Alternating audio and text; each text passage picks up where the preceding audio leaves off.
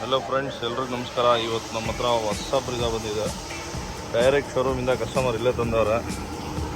So ಇದಕ್ಕೆ system, speakers, components ಮತ್ತು mat ಎಲ್ಲ ಅಪ್ಗ್ರೇಡ್ ಮಾಡ್ತಾಯಿದ್ದೀವಿ. ಸೊ ಮಿಡ್ಲ್ ವರ್ಷನ್ ತೊಗೊಂಡವ್ರೆ ಕಸ್ಟಮರು.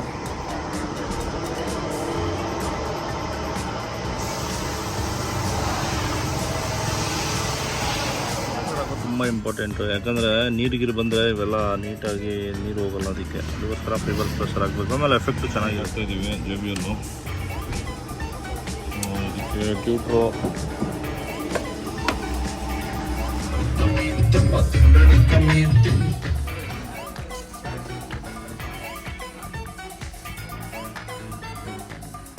ಫ್ರಂಟ್ ಟು ಬ್ಯಾಕ್ ಎರಡು ರೆಕಾರ್ಡ್ ಆಗ್ತಾ ಇರುತ್ತೆ.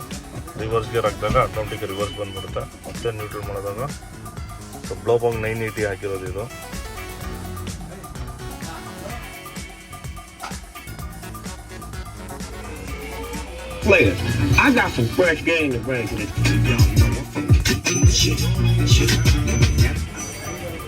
ಬ್ಲೋಪಾಂಗ್ 980 ಹಾಕಿದ್ದೀವಿ.